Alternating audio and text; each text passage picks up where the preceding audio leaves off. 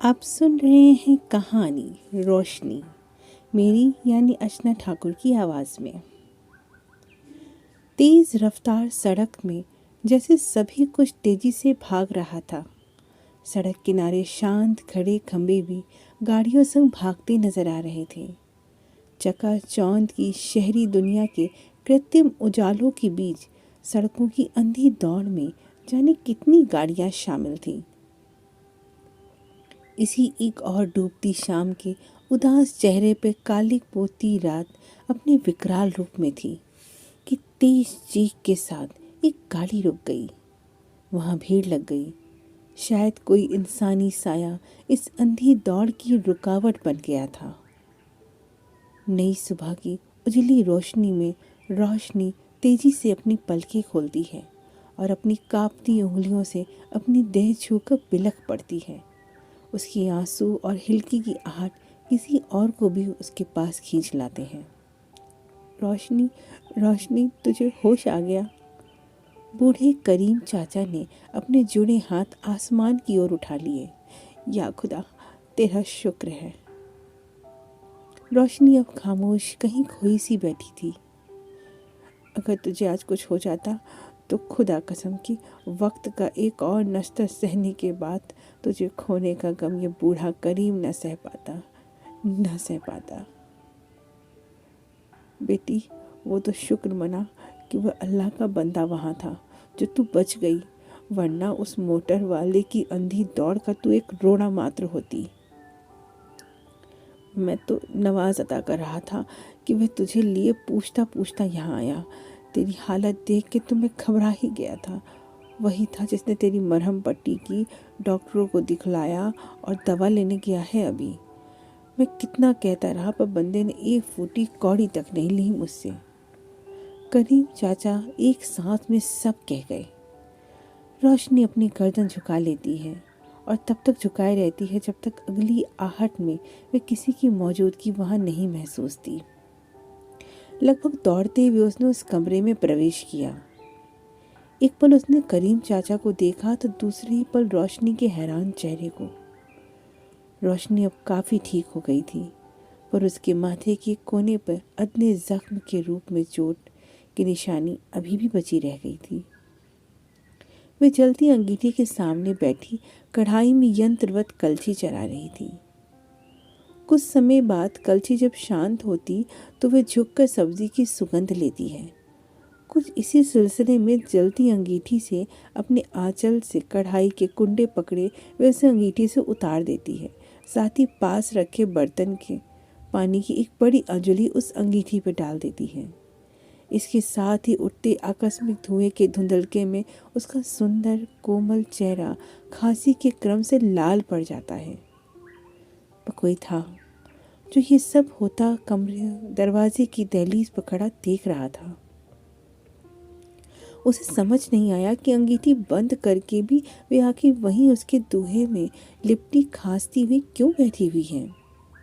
वे एकाएक दौड़ कर अंगीठी को अपने हाथों में थामे घर की दहलीज के बाहर कर देता है। कौन? रोशनी आवाज की ओर मुड़ती है। शायद उस युवक के लिए अंगीठी छूने का पहला अनुभव था। वो अपनी जलती हथेलियों को सहला रहा था। आप वही है ना जिन्होंने उस दिन मेरी जान बचाई थी? मैं धीरे धीरे उसकी ओर बढ़ रही थी। आपको उस दिन शुक्रिया भी ठीक से नहीं कह पाई, बेमन का ही सही, पर आखिर आपका दिया है जीवन ये। कुछ पल कदम के फासले पर वे रुक जाती है। वे देखता है कि रोशनी के चेहरे पर हल्की मुस्कान थी। अब वे अब खास भी नहीं रही थी, फिर भी उसके प्रति उसकी हल्की प्रतिक्रिया उसकी समझ से बाहर थी। उसने अपनी जलती हथेलियों के बारे में भी कुछ नहीं पूछा। दरअसल मैं तुम्हें देखने आया था कि तुम ठीक हो। कुछ पल की खामोशी आखिर उसने इस तरह तोड़ी। रोशनी बिना कुछ कहे पीछे मुड़ गई। वे गिलास पानी लेकर अपने सधे कदमों से उसकी तरफ बढ़ रही थी। वह हैरान था क्योंकि वह बिन कुछ कहे दहलीज पार कर दरवाजे के बाहर खड़ा था जाने के लिए। वे जल्दी से उस ओर बढ़कर गिलास रोशनी के हाथ से ले लेता है। तुम देख नहीं सकती? हाँ, पर इसमें आश्चर्य क्या, वह सहज थी। हैरान इससे हूँ कि जिस आसानी से तुम अभी काम कर रही थी, इधर से उधर जा रही थी, मुझे एक पल को भी नहीं लगा कि तुम। उसने जान के शब्द अधूरे छोड़ दिए। इसकी तो मैं बचपन से आदी हूँ। अब तो लगता है कि कभी भूल से देखने लगी तो शायद इतनी सहजता से अपने काम भी नहीं कर सकूंगी। वक्त की निर्दयी मुस्कान उसके चेहरे पे प्रकट हो आई। वह आगे कुछ न कह सका, कदमों की आहट छोड़ वहां से चला गया। अरे कोई औपचारिकता की बात नहीं है, लाओ मुझे पकड़ाओ। वह चलते चलते रोशनी के हाथों से झोला ले लेता है। उसने सड़क पार से ही रोशनी को देख लिया था। वह लगभग तेज कदमों से क्षण भर में ही उसके पास पहुंच गया था। साथ साथ चलते वे घर आ जाते हैं। वे देखता है कि कितनी आसानी से गली के हर मोड़ को वे पहचानती है, किस सरलता से वे हर मोड़ गली को पार करती वे अपना घर पहचान लेती है। वे झोला लिए उसकी सहजता देखता ही रह जाता है। रोशनी ताला खोलकर अंदर आ जाती है। आप आइए, मैं पानी लाती हूँ। नहीं, आप बेवजह परेशान हो रहे हैं। मैं अपना लगभग हर काम आसानी से कर लेती हूँ। उसकी असहजता उसने भांप ली थी। हाँ, वो तो मैंने देखा। मैं भले ही देख नहीं सकती, मैं महसूस सब कर सकती हूँ। इससे मैं आपको सोच रहे हैं और मैं ये भी बता सकती हूँ कि आप क्या सोच रहे हैं। वह चौंका। रोशनी हल्के से मुस्कुरा रही थी। आप यही सोच रहे हैं ना कि एक अंधी लड़की कैसे अपना सारा काम बिना किसी सहायता के कर लेती है। मैं पानी का गिलास लेकर अब सामान को अपने निश्चित स्थान पर रखते रखते कह रही थी। नहीं रोशनी, मैं ये सोच रहा हूँ कि तुम इस निर्दयी दुनिया में कैसे इन आंखों वालों की धूर्तता से बचती हो। उसका बेबाक सवाल रोशनी के चेहरे पे अनजाना दर्द ले आया। वह रुक गई। उसकी आंखों की अगले पल गंगा की धारा बह निकली। पनियाते कोरों को पोंछती वे भीगे शब्दों को समेटते आके कहती है, सही कहा आपने, इस निर्दयी दुनिया में बचा रहना मेरा सौभाग्य ही है। वह कहती रही, मेरे भाई ने मुझे मेरे अंधेरे से लड़ना सिखाया। बचपन से लेकर अब तक मेरे भाई में ही मैं अपने माता पिता गुरु सब का रूप देखती आई हूँ। मैं आज जिस आसानी से बिन छड़ी के भी अपने रास्ते तय करती हूँ, वो सब मेरे भाई की ही मेहनत का नतीजा है। पर निर्दयी दुनिया से ये देखा न गया और उसने मेरा भाई, मेरा वो सहारा भी मुझ अंधी से छीन लिया। अब तक गंगा विकराल हो उसके हृदय के हर घटकों से उमड़ पड़ी और वे अपनी सिसकियों की आगे कुछ न कह पाई। एक लंबी खामोशी में वे चुपचाप वहां से चला गया। वह कई दिन बाद वहां आया। उसने आज भी देखा कि रोशनी कितनी आसानी से कुछ खरीद फरोख्त कर रही थी। वह समझ चुका था कि अपने घर के आसपास सब रोशनी को करीब चाचा की तरह अपनी बेटी बहन मानते थे। उसके भाई के बाद उसे हर कोई हमदर्दी रखता था। ये बात अलग थी कि खरीद फरोख्त में चाहे तो कोई उसे आसानी से धोखा दे सकता था। अब बातों में अनौपचारिकता घुलमिल होने लगी थी। तो मेरी आहट से ही मुझे पहचान लेती हो। उसकी मुस्कान जैसे अपने आप में हर सवाल का जवाब थी। रोशनी, तुम कभी नहीं सोचती कि तुम काश कभी देख सकती? जिसकी उम्मीद ही ना हो उसका आशा ही क्यों रखो? गहरे उच्छ्वास से उसने कहा। तुम क्या कभी नहीं देख सकती? जब दुनिया आंखों से देखने समझने लायक हुई, तभी बचपन में मुझे एक बीमारी जाते जाते मेरी आंखों की रोशनी भी ले गई। बाकी बची एक उम्मीद, वो जैसे भैया की दीवानगी थी, पर अब वे भी भैया के साथ चली गई। उनकी तो जैसे यही एकमात्र इच्छा थी कि मैं फिर से दुनिया के रंग देख सकूं।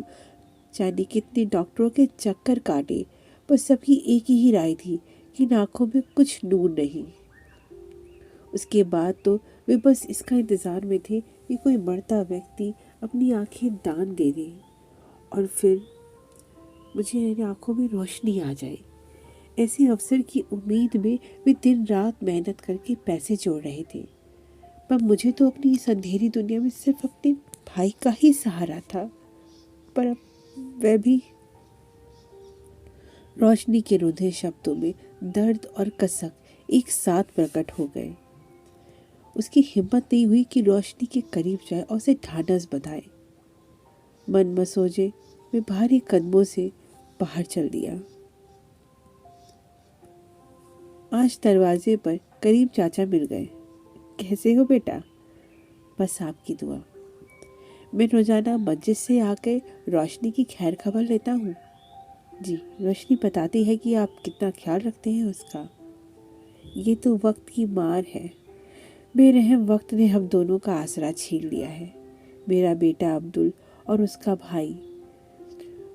रोशनी खुददार भाई की चुनदार बहन है। कितना कहा कि तुम मेरी बेटी रुखसाना की तरह हो, चलो, पर नहीं, अकेली रहकर जिंदगी ये संघर्ष तय कर रही है। तुम बेटा पढ़े लिखे हो, समझाओ उसे। आप चिंता मत करिए, कितनी हिम्मती लड़की है रोशनी। आज मैं इसी सिलसिले में आया हूँ। फिर किसी पुकार पर अभी आता हूँ कह के करीम चाचा चले गए। पहली मुलाकात में भी उनमें कुछ खास औपचारिकता नहीं हुई थी। अब तो उनके बीच बिल्कुल भी औपचारिकता नहीं रह गई थी। मैं तुमसे एक बात कहना चाहता हूँ। कहिए। इसमें पूछना क्या? आज रोशनी ने उसके लिए खाना बनाया था। तुमने कभी अपने पैरों पे खड़े होने की बात नहीं सोची? वे हाथ धोने उठ जाता है। रोशनी मुस्कुराई। तो क्या इस वक्त मैं अपने पैरों पे नहीं खड़ी हूँ? मैं भी मुस्कुराई बिना न रह सका। मजाक नहीं, सच में मैं तुम्हारी नौकरी के बारे में कह रहा हूँ। आप अब भी तो मजाक कर रहे हैं। मैं एक अंधी लड़की कर ही क्या सकती हूँ? ऐसा मत कहो रोशनी।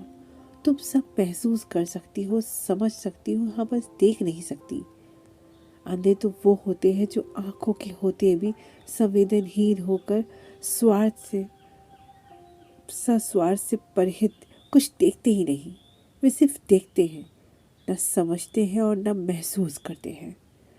उसकी आवाज़ में आक्रोश साफ झलक आया था। लगता है इस चकमकाती दुनिया के किसी चिराग से आपका भी दामन जला है।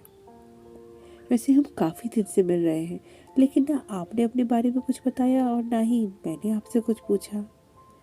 मैं अभी भी आपकी आवाज़ और आपके आभास के सिवा आपके विषय में कुछ भी नहीं जानती। क्या जानना है तुम्हें मेरे विषय में? देखिए, एक अनजाना सा जो विश्वास आपके मेरे बीच बना है, उसके लिए आपका परिचय अब कुछ खास मायने नहीं रखता। पर आप जो कुछ भी बताना चाहें बताएं, और ना बताना चाहे तो भी मैं आपसे कोई प्रश्न नहीं करूंगी।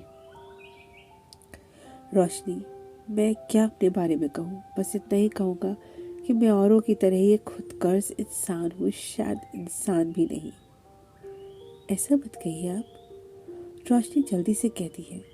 रही बात आपके परिचय की, तो मैं पहले भी कह चुकी हूँ, हमारे इस अनजान संबंध की प्रगाढ़ता किसी परिचय की मोहताज नहीं है। आपने मेरे अकेलेपन में एहसासों के कई स्वर दिए हैं। मेरे लिए तो बस इतना ही काफ़ी है कि आप हैं। अब क्या है मुझे नहीं जानना। कहते कहते रोशनी की आंखें मानो दीप्त हो उठी। उसका रोम रोम पुलक उठा। रोशनी, मेरे प्रति इतना विश्वास, इतनी आस्था ठीक नहीं है। मैं बेचैनी में उठ खड़ा होता है। डरता हूँ कि कहीं तुम्हारी नज़रों में उठते उठते अपनी नज़रों में ही ना गिर जाऊँ। अगर तुम चाहती हो कि मैं आऊँ तो प्लीज़ मत करो इतना विश्वास मुझ पर। जाते जाते उसने कहा। हाँ? मूक आश्चर्य रोशनी के चेहरे पे फैल गया। अगले 3 दिन तक मैं रोशनी से मिलने नहीं आया। फिर एक दिन अचानक उसके तेज कदम वहां रुके। रोशनी, उसकी आहट पे ही मुड़ने वाली रोशनी आज उसकी पुकार को भी अनसुना कर रही थी। अगर नाराज हो तो प्लीज 5 मिनट की नाराजगी छोड़कर मेरी बात सुन लो। 3 दिन कहाँ रहे आप? आखिर में बोल पड़ी। चलो, आवाज तो निकली। इसका मतलब मैं अपनी बात कह सकता हूँ। वह बैठ गया। एकदम से न जाने कहाँ गुम हो जाते हैं और कभी यूं ही प्रकट हो जाते हैं और पूछते हैं कि नाराज हो। उसका बनावटी गुस्सा उसके चेहरे के हाव भाव से विमुख था। मैं मुस्कुराया। अरे नाराज क्यों होती हो, मैं तुम्हारे काम से ही भाग दौड़ करता रहा और आज से तुम्हें स्कूल जाना है। क्या? उसका मुंह आश्चर्य से खुला का खुला रह जाता है। हाँ, टाइपिंग स्कूल जाना है तुम्हें। वहाँ तुम्हें 6 महीने का एक कोर्स पूरा करना है और उसके बाद तुम्हारी नौकरी पक्की। आपको पता भी है कि अब क्या कह रहे हैं? रोशनी को आभास था कि वे ठीक उसके सामने बैठा है। वे खड़ी हो गई। वे जाना चाहती थी वहां से, पर वे रोशनी का हाथ पकड़कर उसे बैठाता है। बिल्कुल अच्छी तरह से। पहले बैठो तो। तुम्हें वहां जाकर टाइपिंग सीखनी है और जिसमें तुम्हारी आंखें तुम्हारी हाथ बनेंगे। फिर तुम अपनी उंगलियों से पढ़ोगी। देखना, तुम्हारी उंगलियां जिस रफ्तार से टाइपिंग पे दौड़ेगी, तब कोई नहीं कह सकेगा कि तुम किसी से भी कम हो। रोशनी खामोशी से सुन रही थी या मन ही मन कुछ बुन रही थी। मैं रोशनी के काफी करीब था और बेकली में उसकी उंगलियां अपनी हथेलियों में घेरे था। तुम देखना रोशनी, तुम्हें वहां पढ़ते हुए एहसास होगा कि आंखों के बगैर भी जिंदगी खूबसूरत ढंग से जी जा सकती है और तब तुम्हें अपनी इन्हीं उंगलियों पे गर्व होगा। ये तुम्हारे जीवन की दिशा ही बदल देगी। वह चला गया, पर पीछे छूटी उसकी यादें बार बार रोशनी के शांत मन में हिलोरे उठाती रही। अपने आप से पूछती रही कि आखिर कैसा अजनबी एहसास है। उसकी आहट से मन में कैसी हलचल सी मचती है। आज उसके क्षणिक स्पर्श ने उसके मन को और भी असंयमित कर दिया था। रोशनी ने टाइपिंग स्कूल में प्रशिक्षण लेना शुरू कर दिया। रोज वहां जाती तो वे गेट तक उसका साथ देता। घर जाने को होती तो गेट पर ही वे उसे पाती। एक दिन रोशनी ने पूछ ही लिया, कितना खर्च हो रहा है? इस पर कितने हक से उसने उसे डांटा। वह विद्यार्थी है और उसे सिर्फ पढ़ने से मतलब रखना चाहिए। 6 महीने कैसे गुजर गए पता भी नहीं चले। अरे ये कागज क्या थमा दिया मुझे, क्या है ये? मैं देखना चाहता हूँ कि तुमने अपनी पढ़ाई कैसे की। इस कागज को पढ़ने के बाद ही मैं तुम्हें पास करूँगा। रोशनी का आत्मविश्वास रोशनी के बजाय उसके चेहरे पे झलक रहा था। रोशनी मुस्कुराई और इस कागज पे उंगलियां फिराती है। ये तो उसके चेहरे पे संशय था। बिल्कुल, ये तुम्हारा अपॉइंटमेंट लेटर है। तुम्हें नौकरी मिल गई है। नौकरी मिली तो रोशनी को थी, लेकिन उसकी अपार खुशी उसके चेहरे के बजाय किसी और के चेहरे पर झलक रही थी। रोशनी अवाक थी। उसके शब्द चुक गए थे। एक दिन रोशनी से नहीं रहा गया। आखिर उसने अपने मन की व्यथा उसके सामने रख दी। रोशनी की बात सुनते ही जिसके उसके पैरों तले जमीन ही सरक गई। वे यूं चौंका मानो सदियों बाद उसे होश आया हो। ये संभव ही नहीं। क्यों? भरे नैनों में दर्द भरे वे बोली, बस कहा ना कि संभव नहीं तो बस संभव नहीं। मैं लगभग चीख पड़ा। इसलिए ना कि तुम्हारी उजली रोदनिया में मुझ अंधेरे का क्या काम। रोशनी, अनकहा दर्द उसके चेहरे पे अपनी छाप छोड़ गया। बस बस, अब और हमदर्दी मत करो मुझसे। मैं समझ चुकी हूँ कि आपकी भावना मेरे प्रति क्या है। तो भगवान के लिए मुझे मेरे अंधेरों में अकेला छोड़ दो।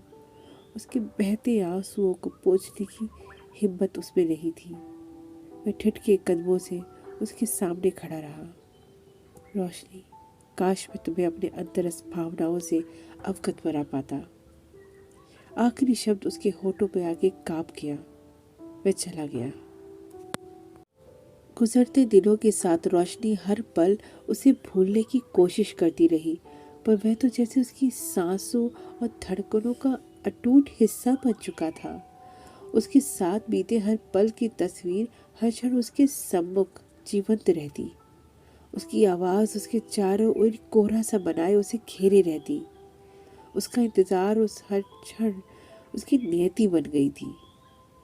लेकिन उसके उस दिन के बाद से वह वापस नहीं आया।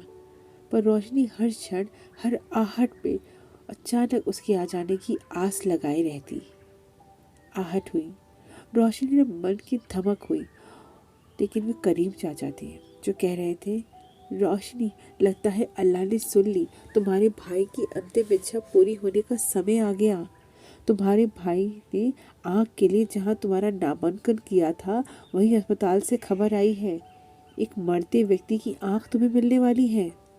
क्या तुम तैयार हो फिर से अपने जीवन में रोशनी लाने को? रोशनी इनकार कैसे कर सकती थी? एक तरफ अपने भाई की अंतिम इच्छा पूरी करने की आकांक्षा, तो दूसरी तरफ किसी को देख पाने की चाहत। अगले ही पल उसके मन ने खुद ही सब तय कर लिया कि आंख मिलते हुए किसे ढूंढेगी। आखिर में समय भी आ गया। नियत समय में आंखों का ऑपरेशन हुआ और सफल भी रहा। रोशनी ने डॉक्टर के निर्देश पर धीरे धीरे आंख खोली। एकदम नई दुनिया में वे खुशी से नाच ही उठी। इस सामने दीवार और उस दीवार की तस्वीर देख पा रही थी। अपनी दाईं ओर और बाईं ओर खड़े लोगों को भी देख पा रही थी। मैं देख सकती हूँ, मुझे सब दिखाई दे रहा है। डॉक्टर साहब, करीम चाचा। एकदम से उसकी खुशी धुएं की तरह उड़ गई। वे भावों को चेहरे पे उमड़ते देख पा रही थी। करीम चाचा के बूढ़े चेहरे की झुर्रियाँ मुस्कुरा रही थी। डॉक्टर अपने मरीज की खुशी पर मुस्कुरा रहे थे, पर रोशनी की आंखें किसी और को ढूंढ रही थी। वे अभी भी उससे मिलने नहीं आया। दिल में दर्द को छुपाए वे घर वापस आ गई। अपनी रोज की दुनिया नई निगाहों से देख उसे अजीब सा महसूस हो रहा था। जिस दुनिया से वे बंद आंखों से परिचित थी, अब खुली आंखों से वही दुनिया उसे अजनबी सी लग रही थी। घूमते घूमते वो अपने भाई की तस्वीर के पास आती है। जिस चेहरे को हाथ से छू कर वे पहचानती थी, उसे आज अपनी आंखें हैरत से उसे देख रही थी। अचानक उसकी नज़र एक जगह ठहर जाती है। अपने भाई की तस्वीर के पास अपना नाम लिखा एक लिफाफा देख वे चौंक जाती है। वे हैरत से उसको देखती वे लिफाफा उठा लेती है और जल्दी जल्दी खोल के उसे पढ़ना शुरू करती है। रोशनी, तुम मेरी चिट्ठी खुद पढ़ रही हो, कितनी खुशी की बात है। तुम्हारी आंखों ने मेरे बेमकसद जीवन को मकसद दे दिया। यकीन मानो उसे पढ़कर मेरे जीवन के लिए और क्या खुशी की बात होगी कि रोशनी की जिंदगी सचमुच रोशन हो गई। आज इस खत के माध्यम से मैं तुमसे वह सब कहने जा रहा हूँ जो कभी मैं तुम्हारे रूबरू नहीं कह पाया।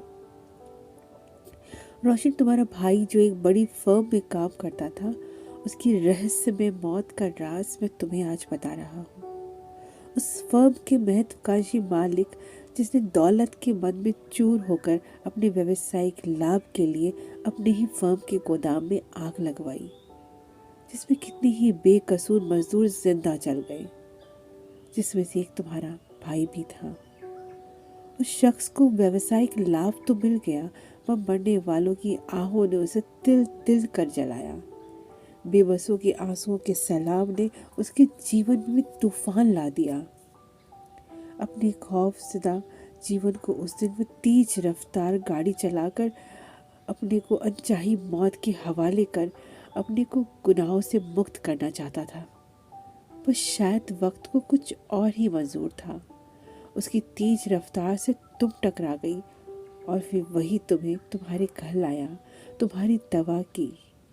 पर उस वक्त तक वह नहीं जानता था कि ऊपर वाले ने शायद उसके पश्चाताप का कुछ और ही जरिया सोच रखा है।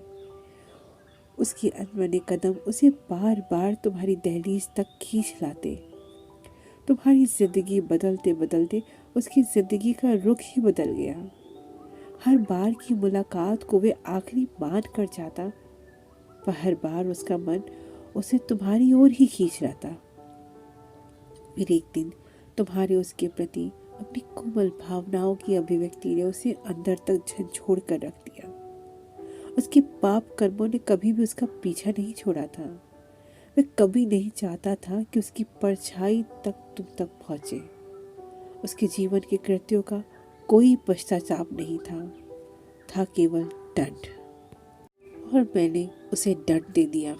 इस जीवन की कोई उपयोगिता न जान सिर्फ अपनी आंखें तुम्हारे नाम कर सदा के लिए जा रहा हूँ। खत के खत्म होते होते रोशनी की आंखों से गिरे अश्कों ने कागज की एक एक अक्षर को अपनी आगोश में समेट लिया था। कहानी समाप्त। कहानी पसंद आने पे लाइक करें और चैनल को सब्सक्राइब करें। साथ ही अपने मित्रों से कहानी ज़रूर साझा करें। धन्यवाद।